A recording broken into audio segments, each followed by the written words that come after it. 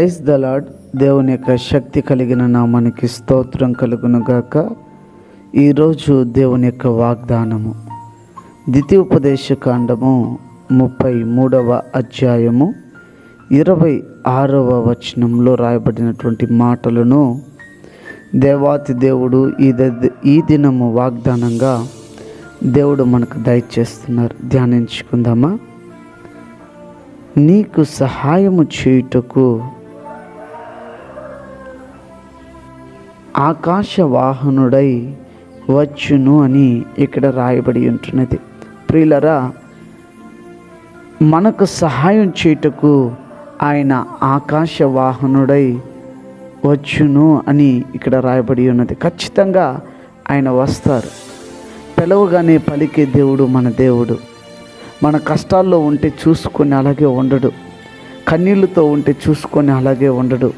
వ్యాధులతో ఉంటే అలాగే మనల్ని అర్ధాంతరంగా విడిచిపెట్టేవాడు కాదు. ఎందుకంటే జీవం కలిగిన దేవుడు ఎప్పుడు కూడా ఒక మనిషి పిలవగా పలుకుతాడు. జీవం లేని నిర్జీవం అయితే ఏమాత్రము స్పర్శ ఉండదు.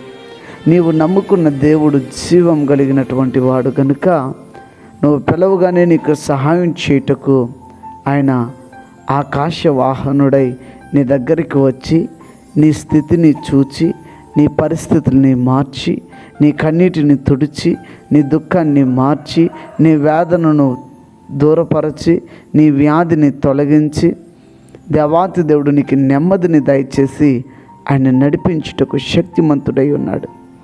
ఇంత గొప్ప దేవుణ్ణి నీ సొంత రక్షకుడిగా కలిగి ఉన్నావు కదా. మరెందుకు భయము, మరెందుకు బాధ, దిగులు నీకెందుకు? ఆయన నీకు సహాయం చేయుటకు నీ దగ్గరికి నేను వస్తాను, నీకు నేను సహాయం చేస్తాను అని దేవుడు అంటుంటే నువ్వు దిగులు చెందుతూ భయపడుతూ ఉండకూడదు. ఓ క్రైస్తవుడా, ఓ క్రైస్తవురాలా, నీకు దేవుడు సహాయం చేస్తారు. పరిస్థితులు ఏదైనా, పరిస్థితులు తారుమారైనా నీకు సహాయం చేస్తారు. అయితే దేవుని ఇష్టకరమైనటువంటి జీవితాన్ని జీవిస్తున్నావా? దేవుడు కోరినటువంటి జీవితాన్ని జీవిస్తున్నావా? వాక్యానుసారమైన జీవితం నీలో ఉంటే నా దేవాతి దేవుడు వచ్చి నీకు సహాయం చేస్తారు. తప్పక సహాయం చేసి నిన్ను ఆశీర్వదిస్తారు. భయపడద్దు.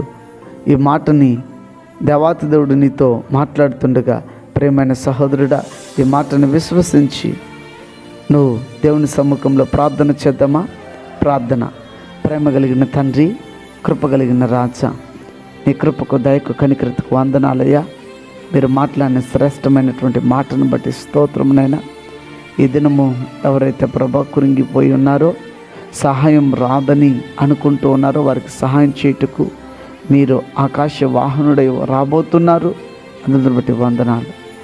అవసరతలో ఉన్న బిడ్డల యొక్క సహాయాన్ని, వారి యొక్క అవసరతలో మీరు సహాయాన్ని అందించి తీర్చమని మీ సమ్ముఖంలో ఎడుకొంచున్నాం.